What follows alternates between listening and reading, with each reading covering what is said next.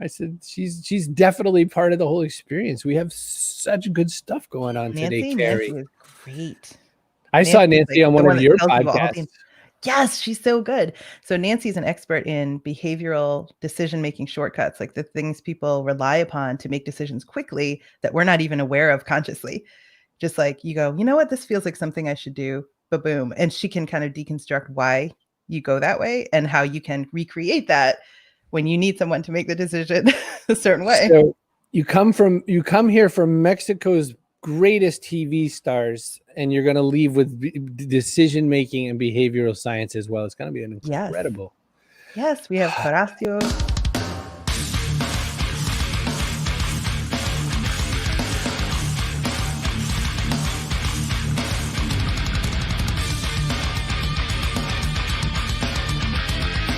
Backpack Show. So I put banners over your intro.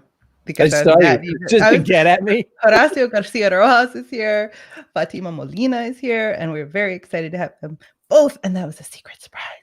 Yeah, that was our secret surprise. But who cares? It was only my secret. I just, begged to see if Fatima would come too. Well, I want this thing is I want her out right away. So. Well, we're gonna bring them out. That's the thing. We can't wait. We can't be like surprise. Besides, it really. All right. Let me explain why. I got 2 of the stars of Diablero, Netflix special. Incredible 2 seasons so far. Please make a 3rd. My friend and I were playing a video game, and my friend said, hey, Umbrella Academy season 2 is on. And I said, great. So I go to Netflix, and it is not. He is wrong. He has lied. It's a mistake. And so Netflix, in its smarts, says, well, that's not here, but have you seen Diablero? And I look at the little rectangle, and I'm like, oh, Demon Hunters, Mexico. I'm in. Where do I sign up for this? But now I have to explain how this happened.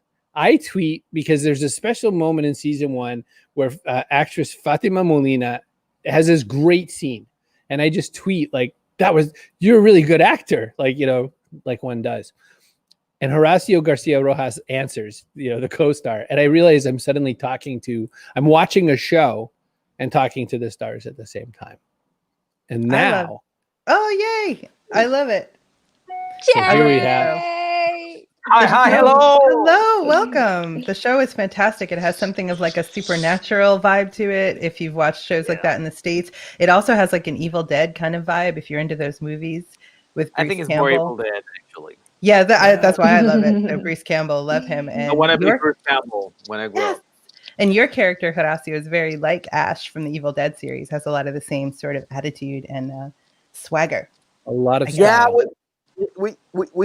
always love that we create content in Mexico. We always want, a lot of people like me and like Cravioto, the director of Diablero, we want to have a show as the 80s movies, it's like Creepers, Gremlins, Ash versus Evil Dead, and Sam Raimi movies. And Netflix give us opportunity to do it with this supernatural and fantastic and folkloric show in Mexico. So we're really glad to that. And I hope we're going to have more seasons. Never knows. Uncle Netflix, give us a next season. Please. Fatima, how is Horacio to work with? That's what I was going to ask. He's really, no, believe me. He has the same energy I always say to him.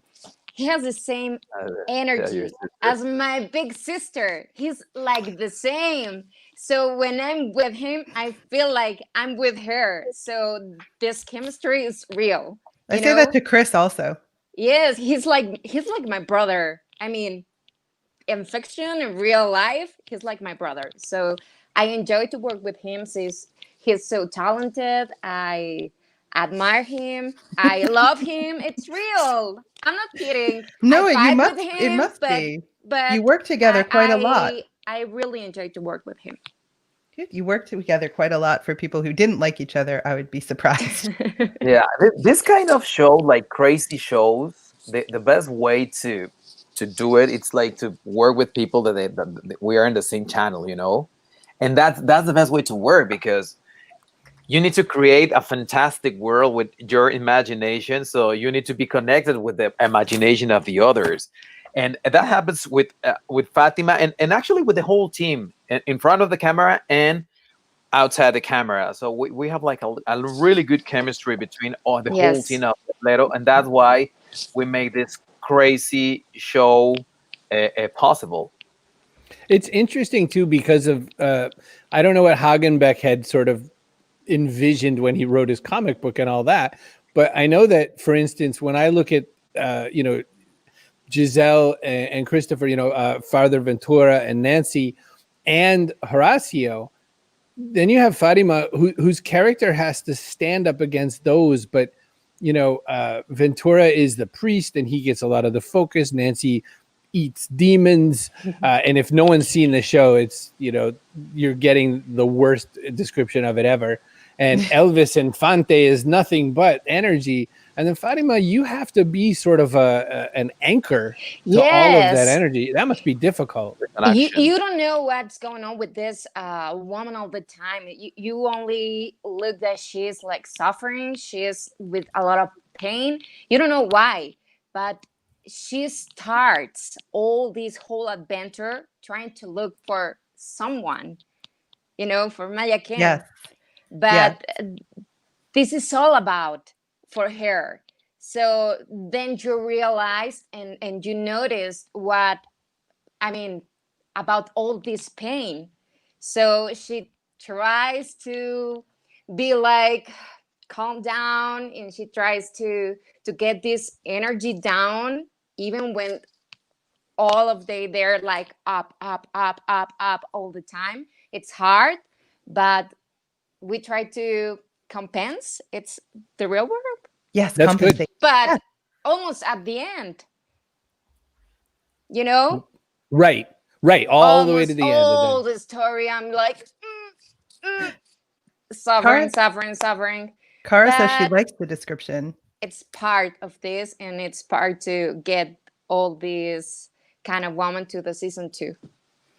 And then, I won't give anything away because I can't. But in season 2, there's such a turn.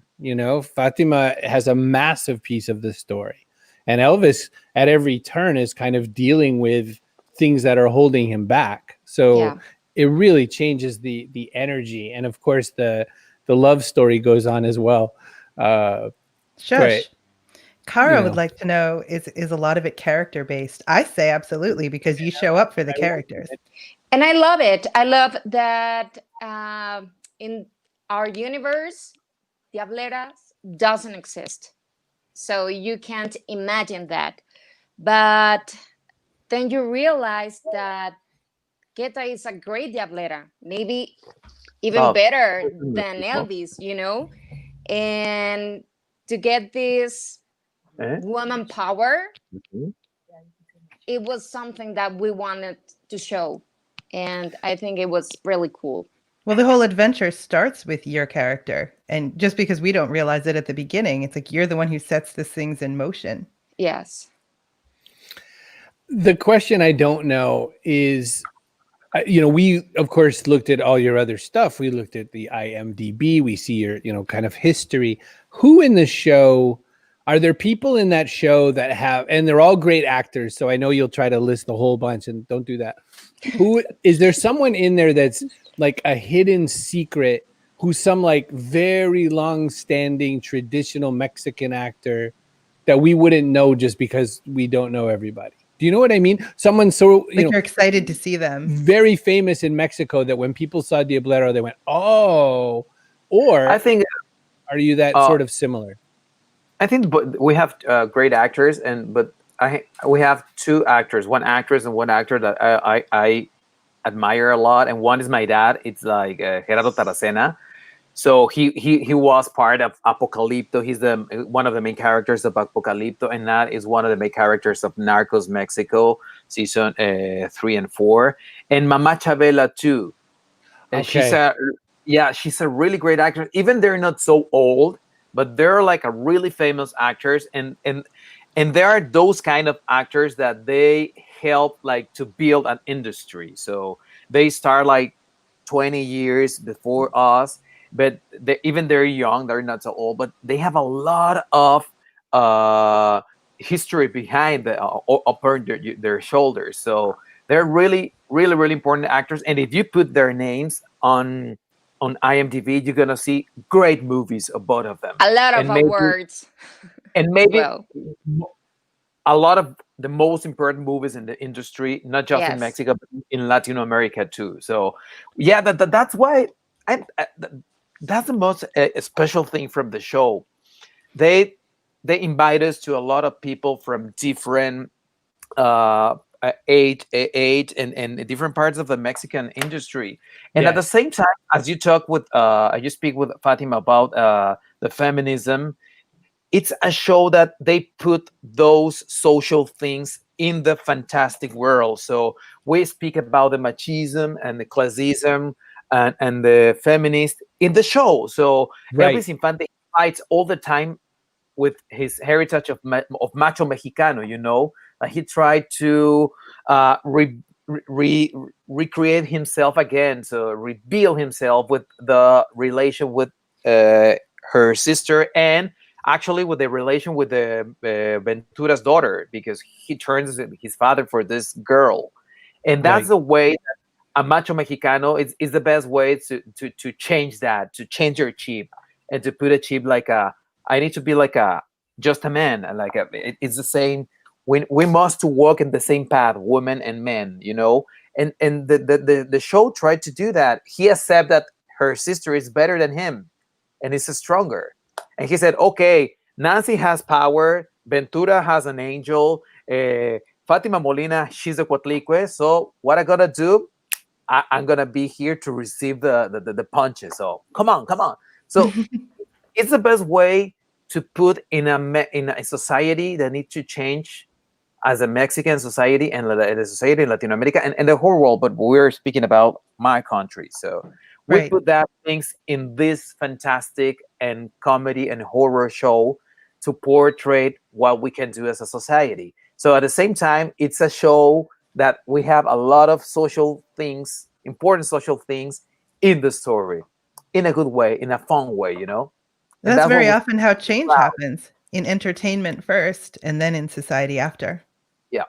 A lot of people love the show, a lot of love for the show. People want to see it. People asking for a third season, please. Please. People saying they love it.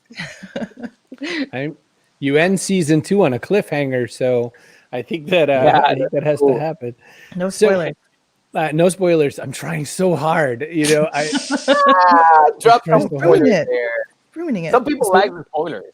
I know. People do. I know. But Chris is not one of those people. I'm bad. Very angry.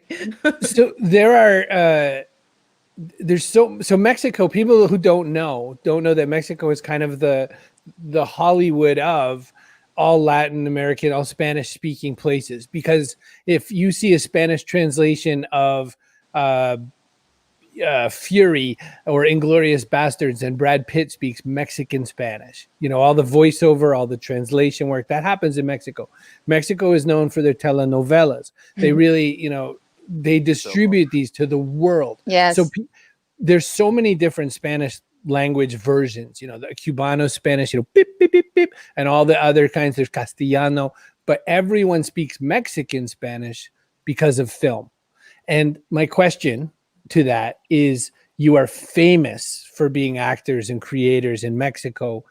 Do you still think to yourself, I need to go to America or else I won't be the, you know, this kind of level? Or is it for your careers, is it okay to be where you are and be a very prominent Mexican actor? How does that work? Yeah, is it enough? We have talked about this a lot. And in my case, I want to work all over the world, but I want this kind of projects that give me like something else different all the time. You know, we always have like different goals, but it's not only the American dream about filming. It's just about to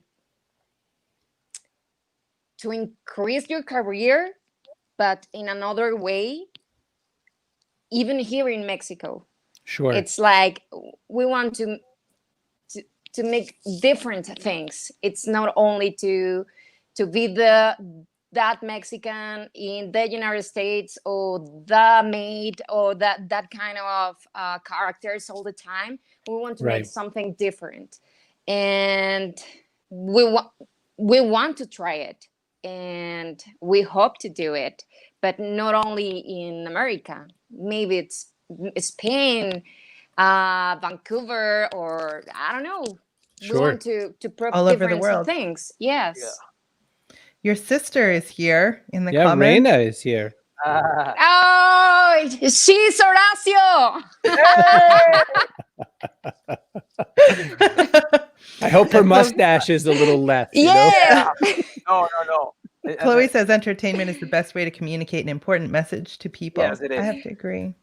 And in the same case, the same question for Fatima. I want to move to Hollywood just for one reason.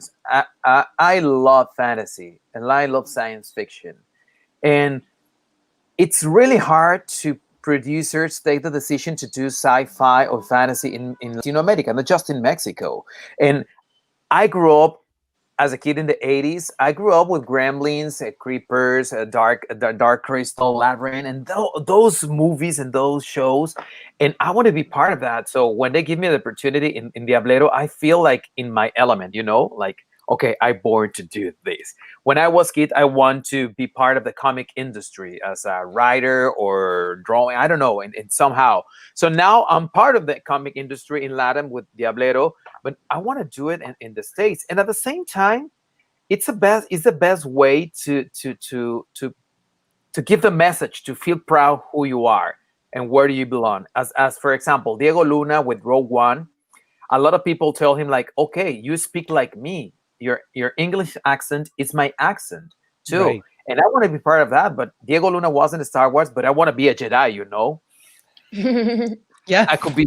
That could be fantastic. Or do things like the last Spider-Man film with Mike Morales. Like some people, Latino people, they say, okay, he's from Puerto Rico, and I'm Puerto Rican too, or I'm from an island, or I'm from Caribe, and that's the best way to portray you're proud as a Mexican, as a Latino American in the big industry too. But to move to Hollywood, to be the drug dealer, to be just the bad immigrant or the bad hombre, it's like, right. I don't want to portray that, because I don't want to do that either in Mexico. I'm said enough of the narconovelas.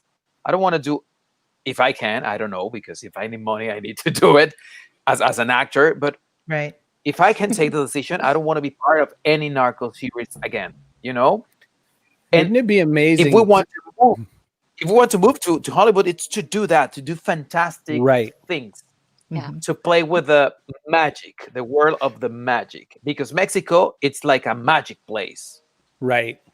And you cover that so well in Diablero. I mean, there's such a, every scene is this. I love almost every single scene with El Indio and his two daughters. And I love. Don't call him that, Isaac. I know, we're not supposed to. He's Isaac. But Elvis says that. Elvis says that, and it's 30 seconds, and he calls him El Indio. But what I love about doesn't go very well. Is it also in Mexican culture, in a lot of cultures, I guess, in Mexican culture, your enemy is also not your enemy, is also your enemy. So, you hate him, but you'll drink a beer with him. You'll walk into the devil's den, but you might be also friends some days, There's a scene where Horacio is getting beaten up, and it's all very friendly. They're all happy. Yeah. Oh, with and the Indio's Mexican laughs about everything all the time. So this is so Diablero. They're calling him uncle while they pound on him. Go, hey, how's it going? I hope you come to my next show. Yeah. Come watch our band. So yes. Those girls are great.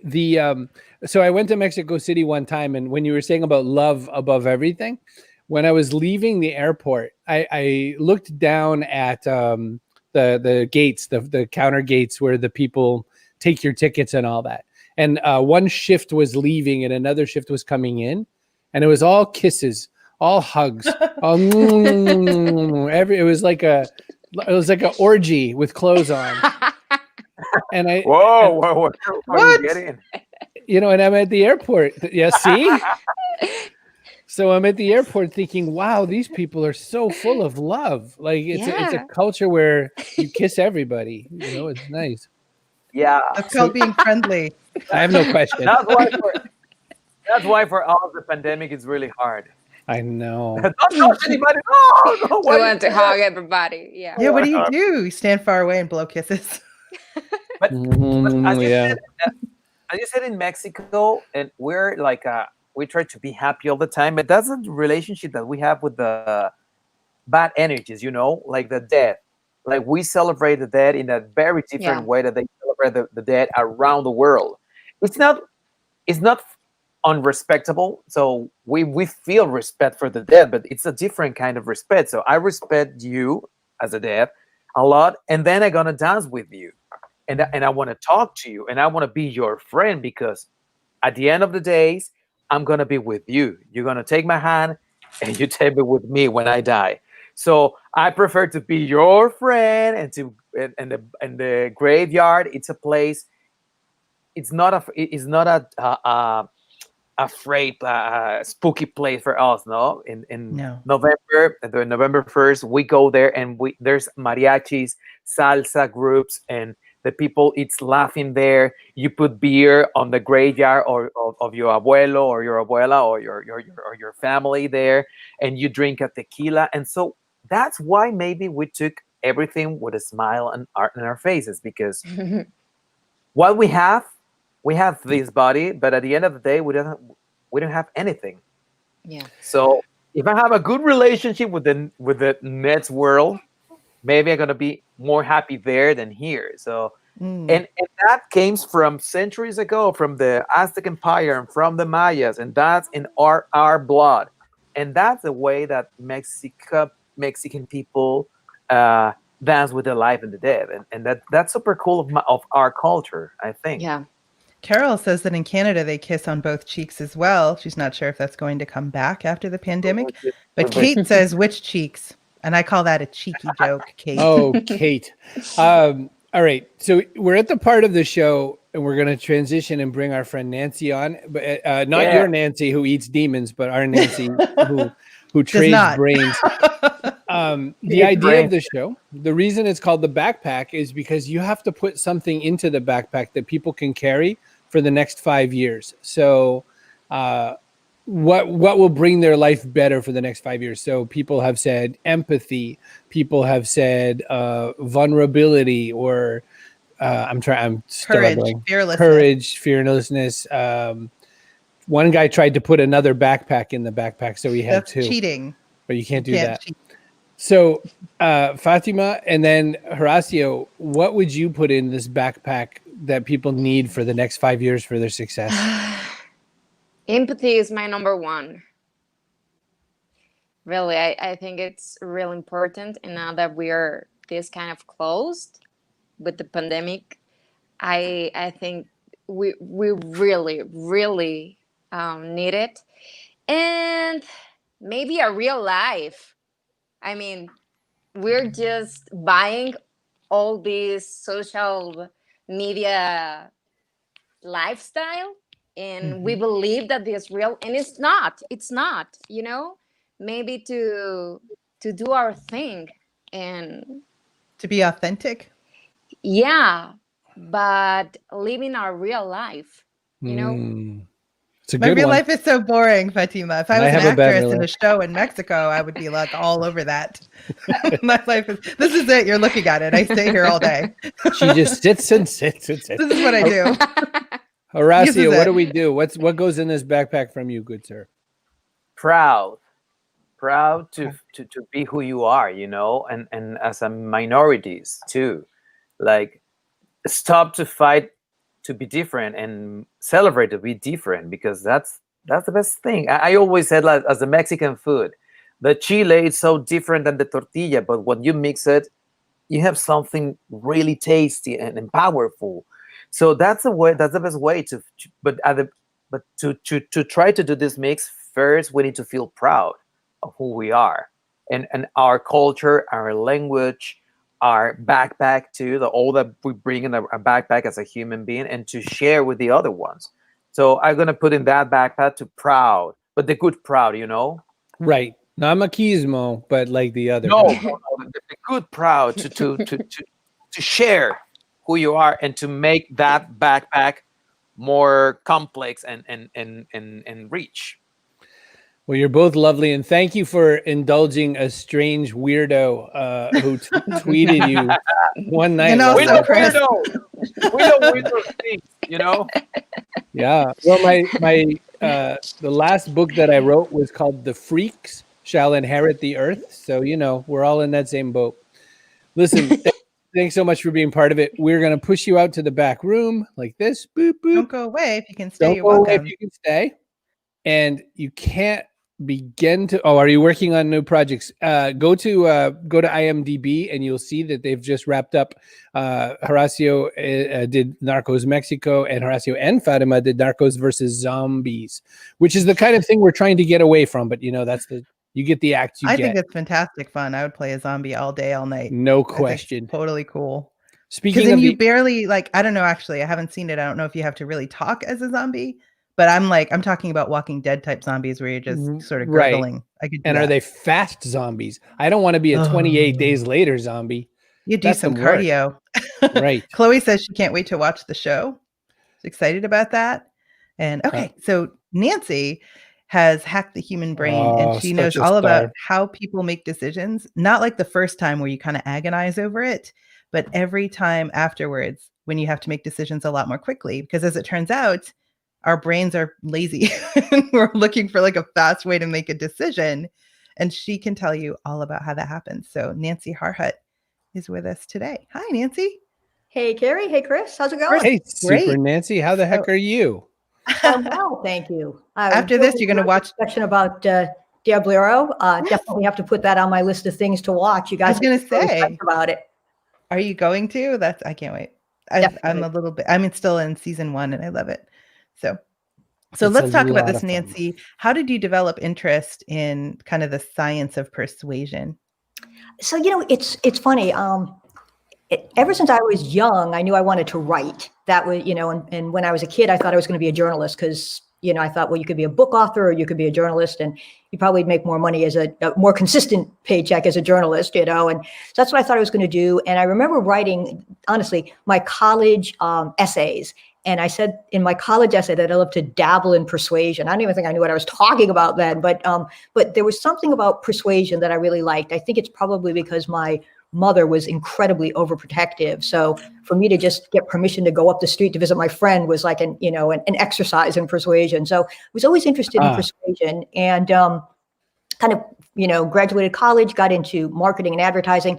And then I read Robert Cialdini's book, Influence, the Psychology of Persuasion. And that was, that was the thing that just opened up the door to me for human behavior, behavioral science, the study of decision defaults. And I was just like, this is amazing.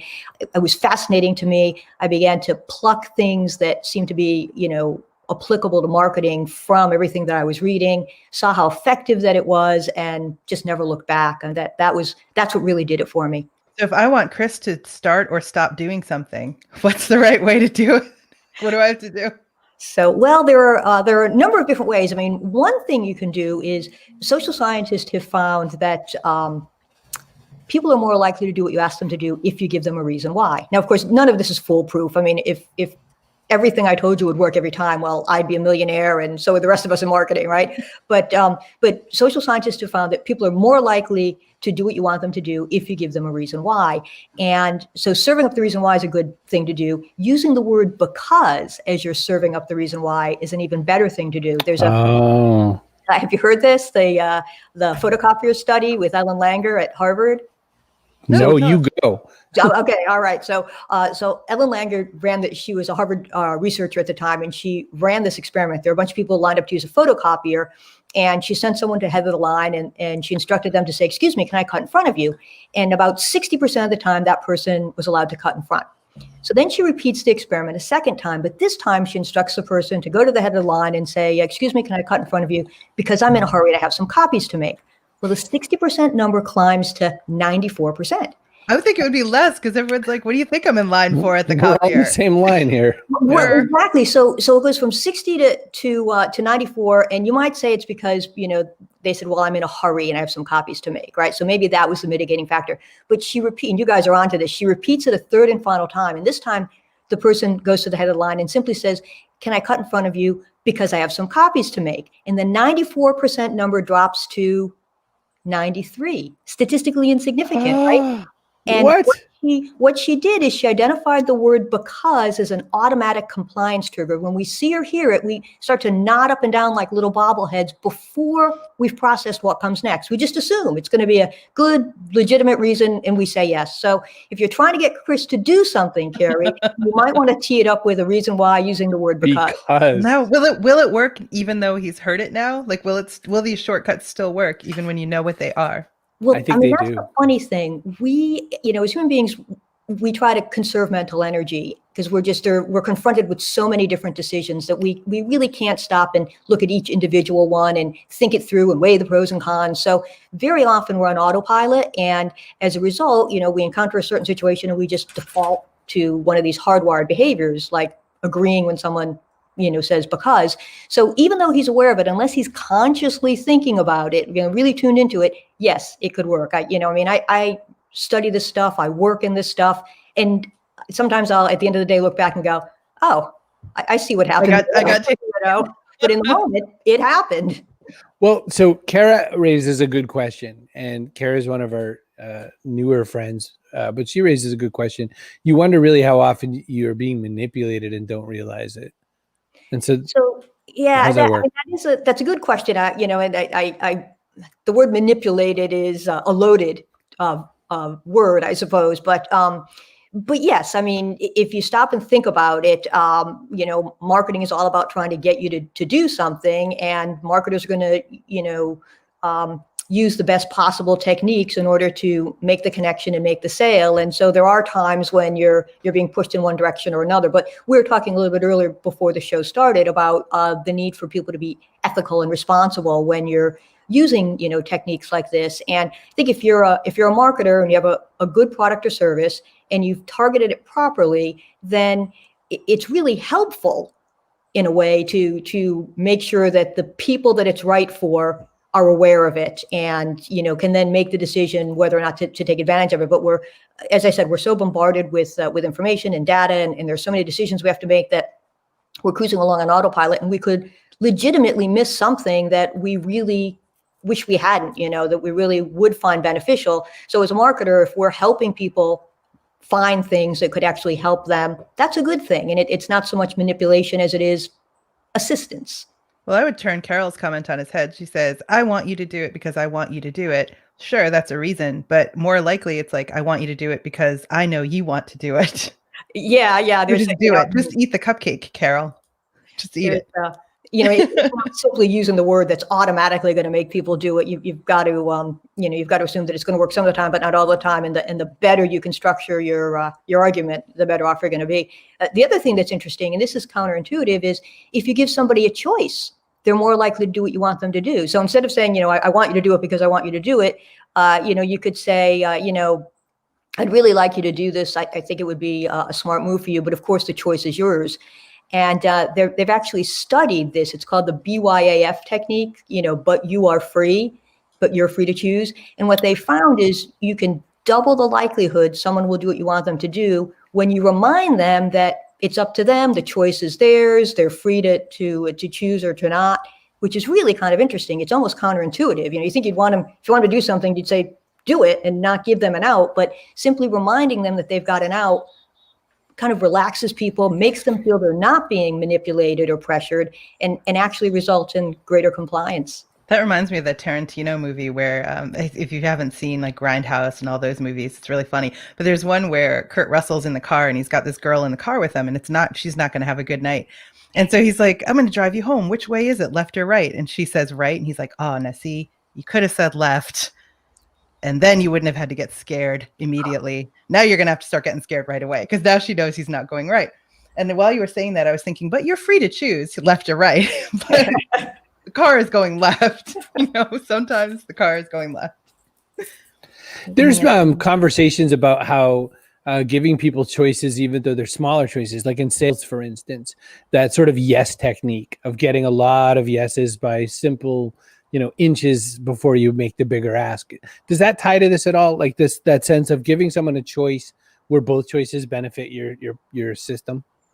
Yeah. Well, there's the idea of giving people choices, and then the other thing you were talking about was this idea of getting a series of yeses. So you give somebody an option to do something, and if your ask is relatively small, and you can get them to say yes, you're much more likely to get them to say yes as you start to increase your ask. It's something called the foot in the door technique, or the commitment and consistency principle. So once you make a decision, you feel this need to be consistent with it when future opportunities arise, and you generally do so without giving it a lot of thought. It's a way to conserve mental energy. So if Carrie asked me to like her on Facebook and I said yes, then the next time she asked me to do something, maybe to watch a video, it's much easier for me to say yes to that. It's a slightly larger ask, but I already said yes once, and I want to be consistent with, my past behavior, and consistent with, how I see myself. I see myself as someone who says yes to her. And I also don't want to take the time to think about the request as if it came from somebody brand new. It's like, oh, it's Carrie. If I always say yes to her, I'll say yes again. So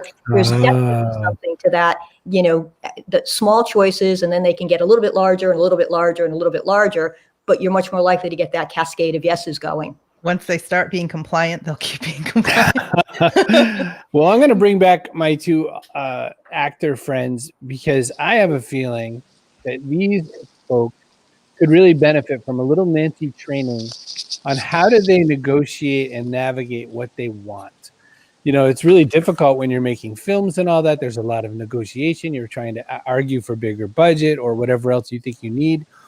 Fatima, what's something that you need the directors or producers to give you that you would need to negotiate for? But negotiate about what?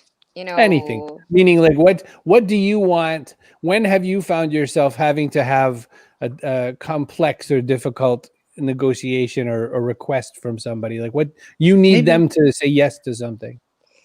Well, I'm always looking for, to grow up in something different in each project. But maybe I'm always looking for stronger characters all the time.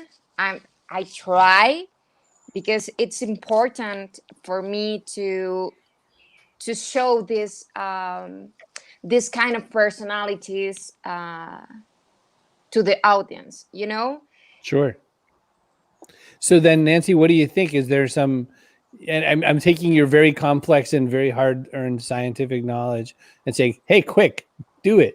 Do the thing, Nancy. If Fatima wants a role and she knows she's right for the role, Nancy, how does she persuade the person to cast her in it? Right. I mean, that's a great question. And so I guess there are a few different techniques you can use. One thing that you could try is the idea of storytelling, because stories are, when you're dealing with somebody who's maybe not, right away going to say yes to you. They're a little bit resistant to what you have to say, or, they're going to be a little bit harder to win over.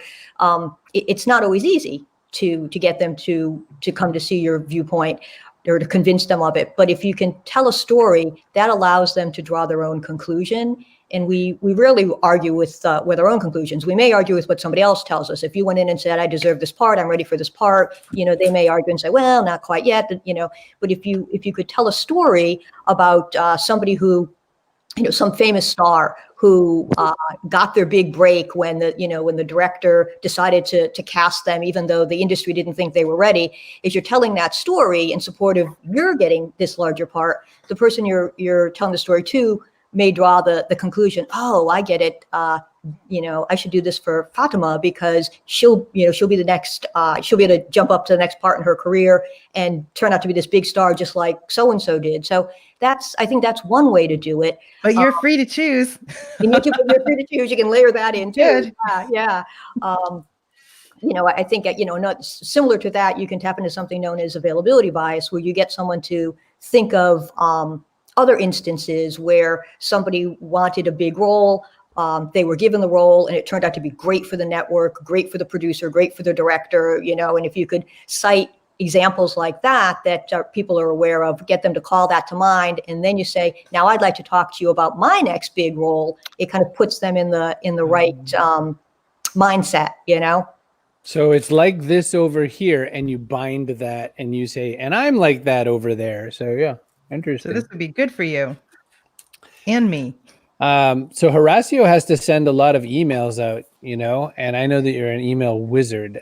What gets somebody to pay attention to email versus someone's email who falls to the bottom of the bucket? What are some of the first things they should know about how to craft the best email in the world?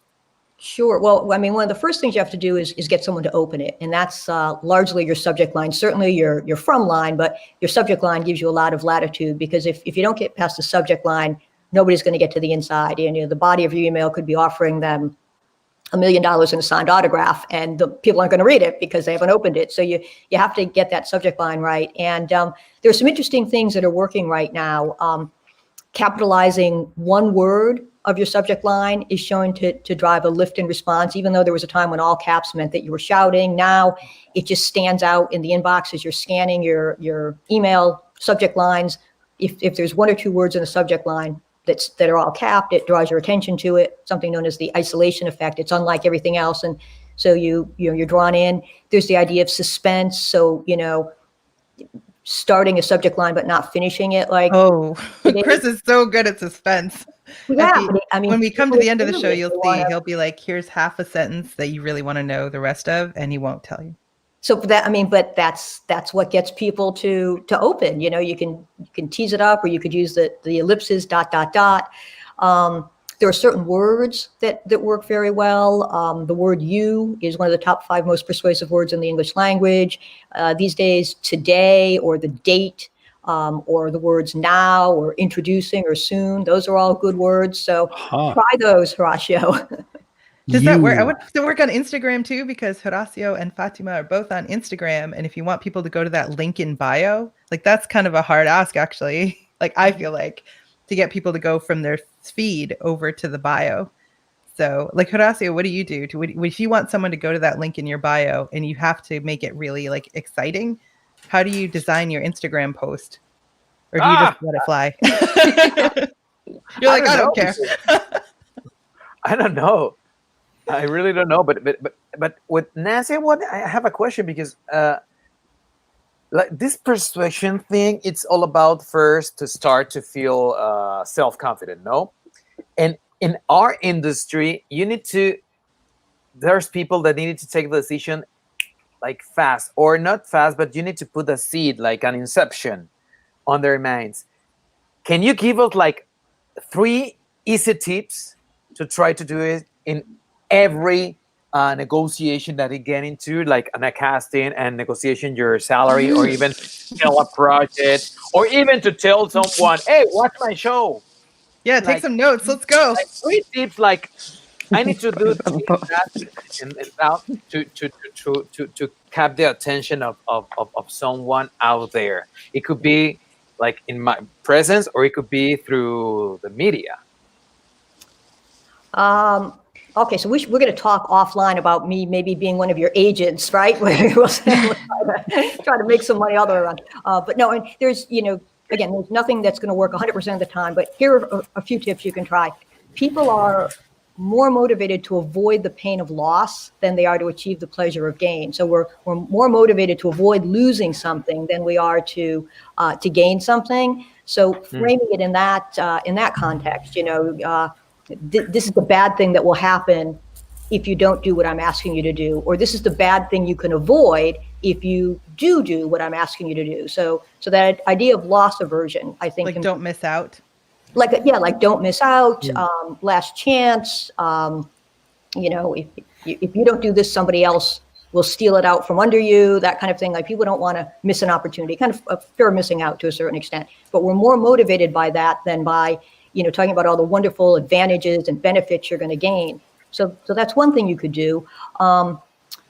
There's an interesting bias called input bias. And it's a mental shortcut that people have where we equate quality with the amount of effort. So if somebody's been, working to develop something for 10 years, we think it must be good because they spent 10 years on it, even though the fact that they spent 10 years on it may or may not make it good. It may be good, but maybe it won't be. But, talking about how much effort has gone into something or how much time has been spent honing something, it's kind of like a proxy for quality. So, so that could be good. Yeah, I've rehearsed this role for the last 10 months, or I've been studying, this character for, the last week. I've been holed up in my apartment 24/7, working on developing the character. Or you can see my knowledge of acting is very limited, but you know what I mean? It's that idea of how much effort has gone into something. If there's a lot of effort, people think that the quality must be good. Like that movie that was shot over the span of, what was it, a decade, where it was like, what was it, Boyhood or something? So all the actors, you see them in the beginning and they're young, and then they come back and shoot at intervals, and then like 10 years later, everybody talked about how wonderful that movie was, and I was like, it could be a little gimmicky. Like maybe that's it. They're just like, it took 10 years. It has to be good. No, it's so funny. Back when I worked at this agency, there was this one woman who used to talk, but never really said anything of importance. But every time there was going to be a brainstorming session, people would be like, "Oh, we have to let's call her Mary. We have to get Mary." And I'd be like, "Are you kidding me?" Like, she monopolizes all the time. So there's a lot of effort, but there's not a lot of great end product, But so input bias, loss aversion, and I think that, maybe the idea of social proof. When people aren't sure what to do, they look to others and they follow their lead. So if there's a groundswell of people doing a certain thing, other people usually kind of jump on and follow their lead. So for actors, then this is like, hey, I've got a big role coming up, but I'm going to have to go to Portugal for 6 months. So if you want me in this one instead, you have about 3 days to decide, like that. Oh, I see. Like you're saying, show the value. I have this other thing that's also of high value, but do you want me? That's what you're kind of equating. Well, that was one. So Nancy gave 2 tips, and one of them was that availability bias, where people are like, if they feel like it's about to go away, then they want it more. So if you tell them you're about to go on like a European tour or something like that, and if they want you in their project, they're going to have to commit now, right?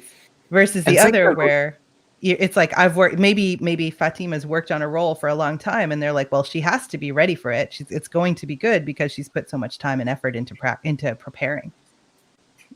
And to take the risk, no, to enjoy, to take the risk, to go there. I think we lost Nancy. I just was gonna say, because Nancy had to go. Nancy disappeared. Yeah, she'll be back. She'll probably be back. But I think what she was saying makes a lot of sense. Do you think maybe you could use that? Like, what is it like, the dance, when you want a role and they're kind of like on the fence about you? Maybe they see you as the person from Diablero, or they see you from Narcos, and they're like, this is the role we see you in, and you want the lead or you want something else. How do you make that vision common? Yeah. I don't know, because it's for actors, it's really hard, because everybody thinks that we are like really self-confident all the time, no? Like, oh, I see you're in one piece, but in the room, you feel like nothing sometimes, because you have the same fears that everybody would want something, and that for actors, it's impossible to do another thing, because you're shaking inside of you. So first you need to control yourself, and then you try to negotiate, and then you try to show yourself. And as Nancy said, maybe it's like to take it easy. Like, this is who I am. If you don't choose me, it's your problem, not mine. Yeah, but it's so difficult sometimes. But it's really hard. It's really hard. You're fighting all the time for the parts. Even when you're not conscious that you're fighting, but when you're doing that, the cast, it's a fight for the part, for the character, and you are trying to prove all these people that you're good all the time, even when you know that you are, but maybe you think you're not, because you don't know what they really want. I don't know. It's and they don't know what they really want. Really weird. Well, Yeah, one of the Nathan things, Howard. it's just one word can make the difference in whether they see you in that role or not. Like Nancy was saying, because is a really powerful word, even when what follows it isn't all that exciting. So you can be like, I am the person you need in this role because I Yes. have practiced for 10 years, or I'm the person you need in this role because everyone else sees me in this role. Yes. And whatever you say may or may not be correct. It almost doesn't matter. It's like that magic Yes. word. So I love that. I'm going to ask Nancy what happened to her as she went away. And It's scarcity. and how to You're train welcome. this capacity to just be there, you know? I think that's the most important thing. Like, To be present. I'm with just you. flow. I want to Yes. point out something that Kara said, because you'll think this too. I mean, that's the other thing people assume is that you're always gregarious. Now, Fatima said that, Horacio is that same energy all the time, like Reina's energy. But some people don't have that energy, right? So, and Kara says that she was really quiet in school, and all the ones who were in her college were really big talkers. And so that's who got ahead, it seemed. That's who made the difference, was the big talker. But I want to say something, Kara. Yesterday, I was talking to a guy who runs a very important business, millions and millions of dollars business. And he was sort of telling me privately, so I'll share it with you, some of his frustration with the people that he works with.